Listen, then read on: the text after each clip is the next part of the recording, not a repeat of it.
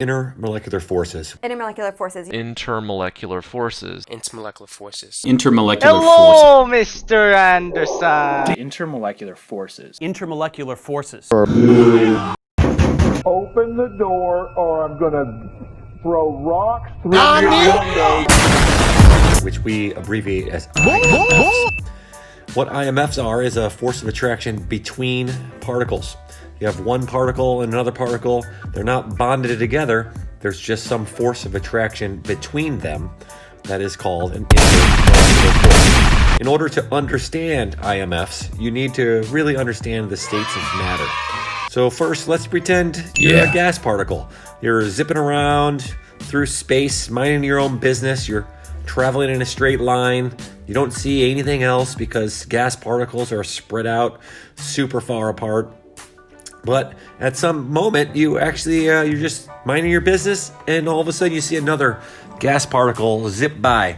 You try to say hi, but the other one's just going too fast too. You don't even notice.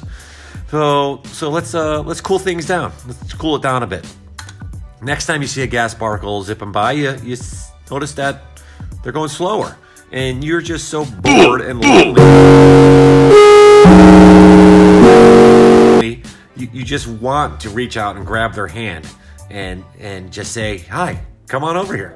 You're like a new kid on his first day of school. You want to meet anybody so bad, yet you're just still moving too fast. You can't really make a connection. So, keeping with our gas particles, we're going to cool it down some more.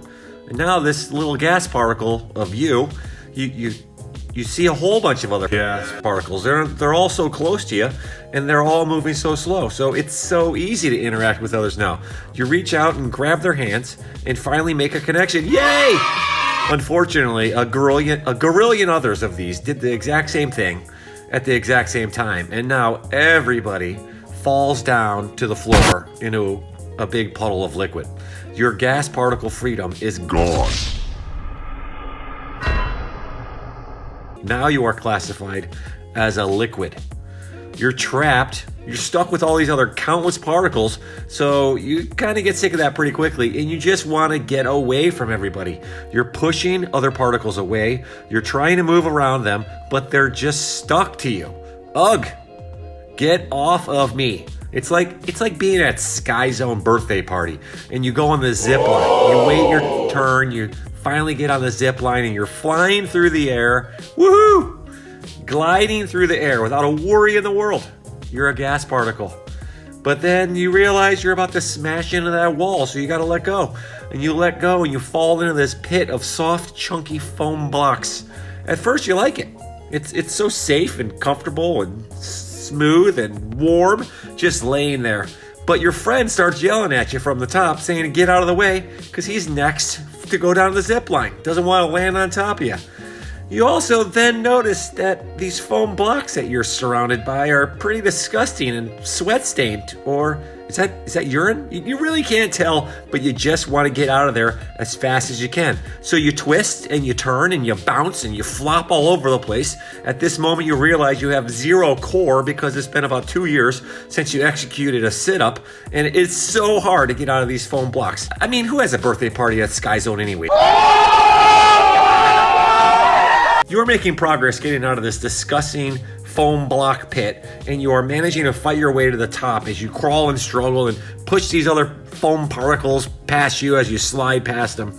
And you finally get to the edge, and you execute your best push-up ever to pop out of the side platform. Poof!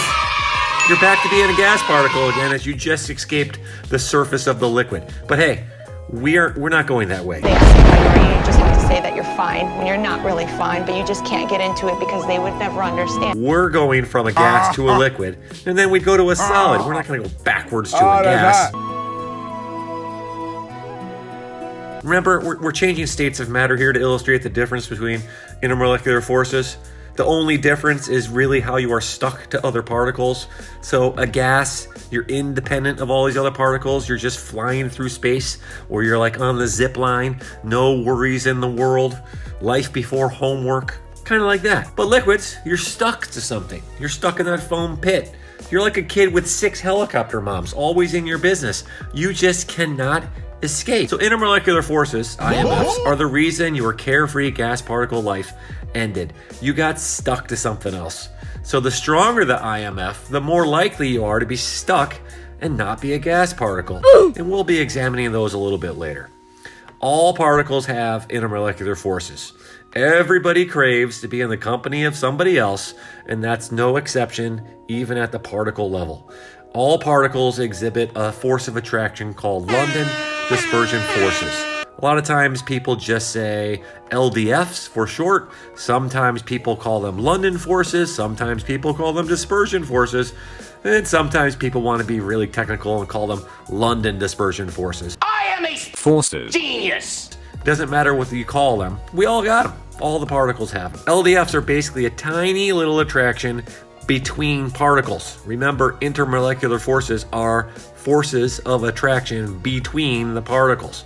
It's due to a relationship between a positive and a negative. That's what chemistry is all about, when you have a relationship between a positive and a negative. I know your chemistry teacher has mentioned this so many times. I know for myself, I've mentioned it at least 3 different times in my class and made my students write it down in their notebook.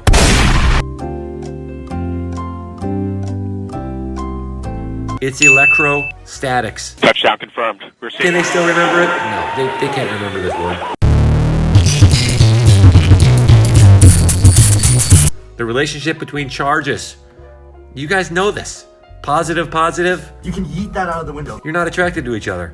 Negative, negative. You can yeet that out of the window. You are repulsive. But a positive and a negative, now you got some magic. A positive and a negative are going to attract each other. And if they're close enough, they're going to stick.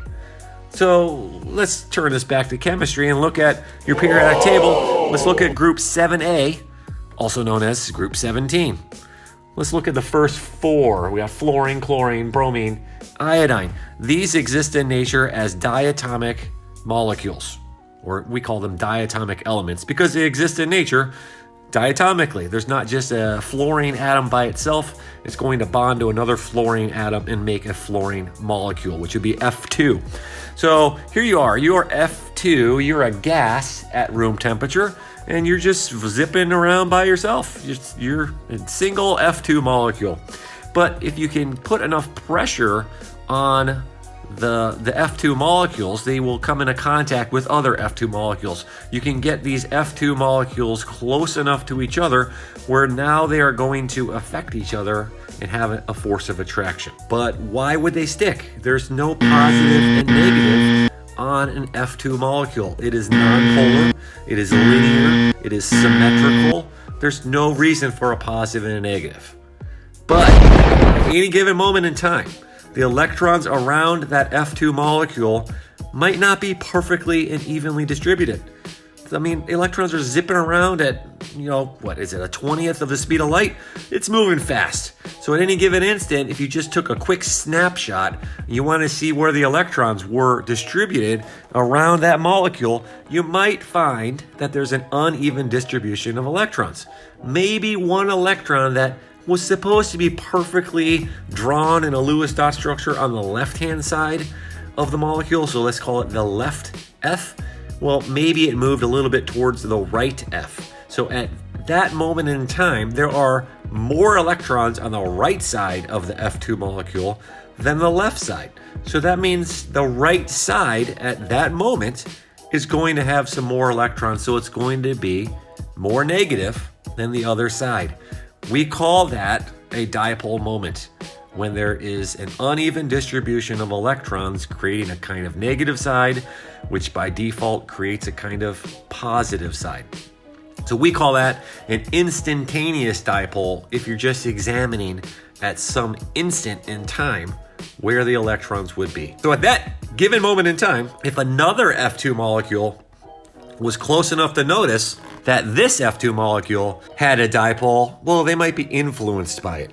We might have what's called an induced dipole moment, where one dipole influenced another molecule to create another dipole. So we're going to call these an instantaneous dipoles that induce another instantaneous dipole. These LDFs only matter when these molecules are very close to each other. Fight! With LDFs, if the molecules are close enough, they will notice these instantaneous dipoles in one molecule and be affected by them. Dude, stop, let me go. So now you'll have a reason to stick. One molecule is positive, the other one is negative. There you go, bam. That's a force of attraction. They can stick together. But just like your first significant other, which maybe was in first grade, it was very short-lived. It lasted as long as the Visco girl phase. LDFs are instantaneous, and they only last for that instant, but then another one gets recreated at another instant. So you have all these constant instances, and you have all these reasons to stick, as long as these molecules are close enough to get together to realize it. You can also think of it as this, if I haven't lost you already. Think of an F2 molecule as having its valence electron cloud with a surface area. These electrons are just kind of flying around through space, but they need to be still attracted to the molecules of fluorine, so they have some certain distance that they average around the nucleus. Just think of that cloud, that valence electron cloud, as being a layer of Velcro. When one F2 molecule gets close enough to another F2 molecule, wherever those valence electron clouds are going to be interacting, that's like Velcro sticking. Velcro by itself is not that strong, but if you get enough of it, it could be strong. So F2 molecule is not that big in comparison to the other halogens. So if we go down one more energy level and we now have chlorine as a gas at room temperature, the only real difference is, well, chlorine's a little bit bigger. So it's got a bigger electron cloud, so it has more Velcro. So chlorine has more LDFs that can happen due to its electron clouds being larger. Fluorine is a gas at room temperature. Chlorine is also a gas at room temperature, but if you keep going down the column, now bromine is a liquid at room temperature. So why would bromine be stuck together with more force than fluorine or chlorine at room temperature? And the reason is bromine has a larger electron cloud. We would say that bromine is more polarizable than chlorine or fluorine due to its larger valence electron cloud. Chlorine would be easier to create an instantaneous dipole than fluorine because it's larger. Bromine would be even easier to create instantaneous dipole than chlorine or fluorine because bromine is bigger. So there's more LDFs the larger the electron cloud is because you have more areas where Velcro could stick. So if you get enough Velcro, you can stick anything to anything. F2 is small, Cl2 is a little bit bigger. They still have LDFs, but those aren't strong enough to keep it a liquid at room temperature. Once you get the bromine at room temperature, well, now these forces of attraction, these LDFs, are strong enough to stick one bromine molecule to another bromine molecule at room temperature, so they will stick together. And then we go down the column a little more and you'll see iodine is a solid at room temperature. So iodine's LDFs are much stronger than everything else in that column above it because it's much larger.